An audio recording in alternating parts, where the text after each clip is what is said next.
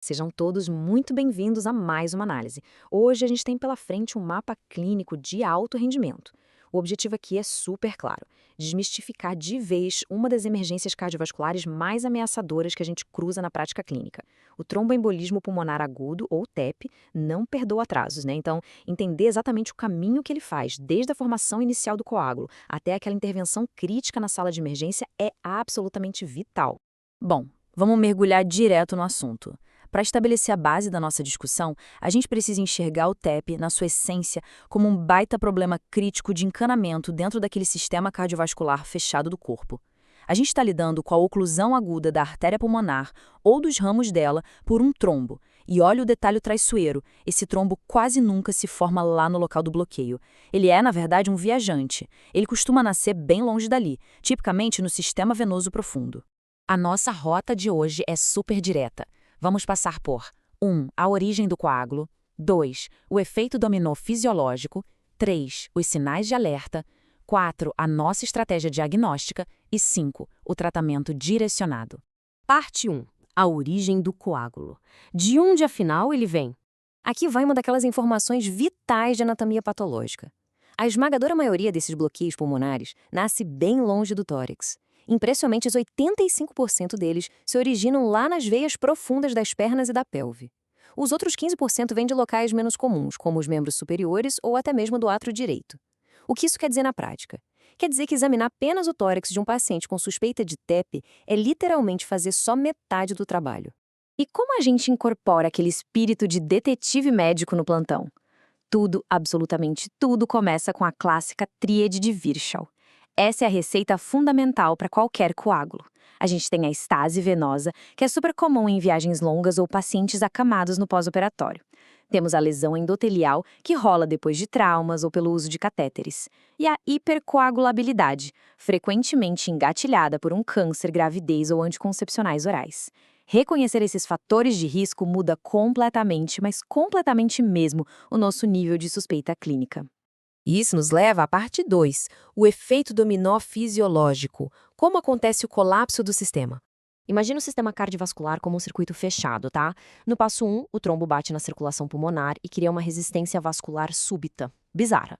No passo 2, essa pressão altíssima e repentina sobrecarrega o ventrículo direito. E convenhamos, ele simplesmente não tem anatomia para lidar com essa pressão toda. Resultado, ele dilata. Aí com a dilatação e o desvio do septo, a gente cai no passo 3. O ventrículo esquerdo é estrangulado, não recebe sangue direito e a pressão sistêmica vai para o chão. E para piorar tudo, junta aí uma baita alteração de ventilação-perfusão causando hipoxemia e uma chuva de mediadores vasoconstritores. É um ciclo vicioso absolutamente letal.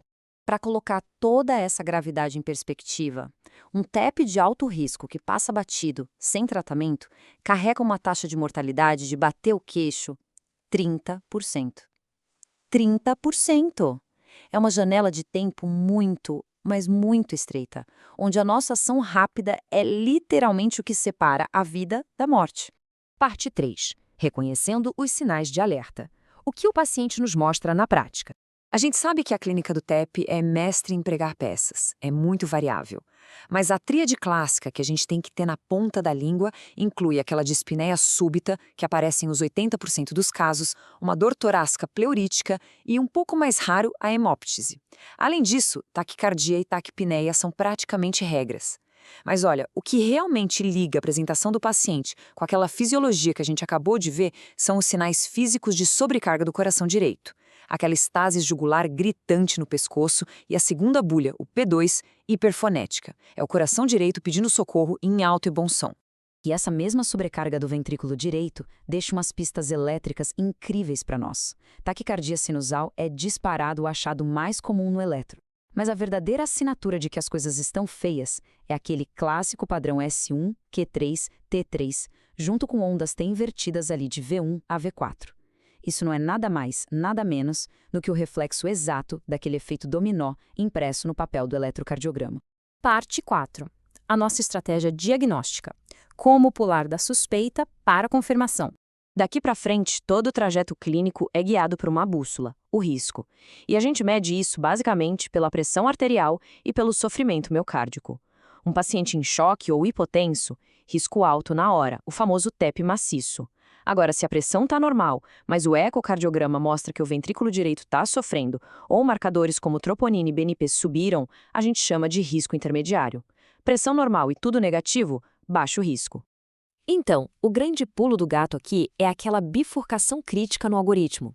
Se a gente está diante de uma alta probabilidade clínica de TEP, a regra de ouro é imagem direto.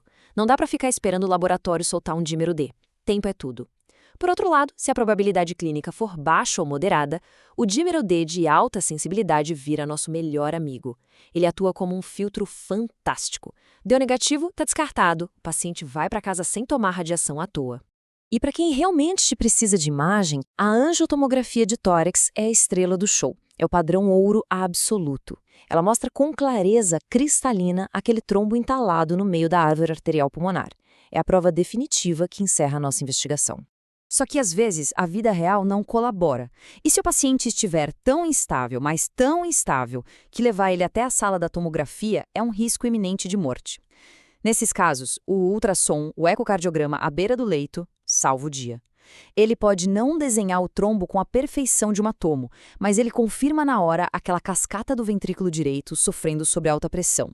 É o sinal verde que a gente precisa para intervir de forma agressiva.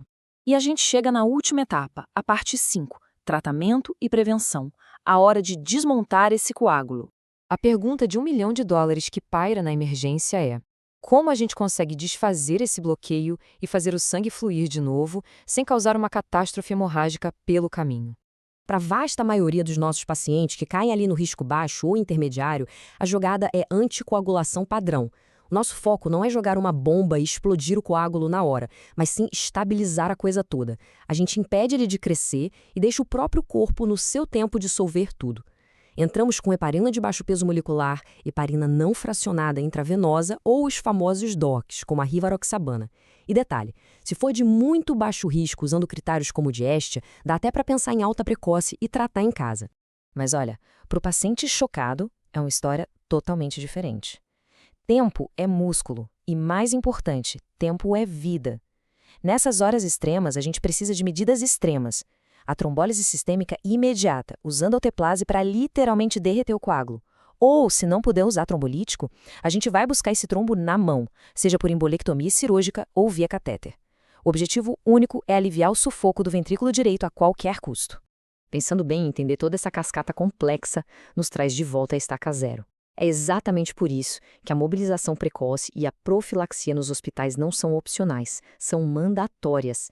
Então, para fechar essa nossa exploração de hoje, fica a provocação clínica. Dá uma olhada na enfermaria agora.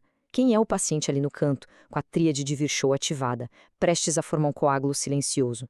A verdade é que a prevenção, sem dúvida nenhuma, sempre vai ser o melhor remédio antes que a primeira peça daquele dominó sequer tenha a chance de balançar.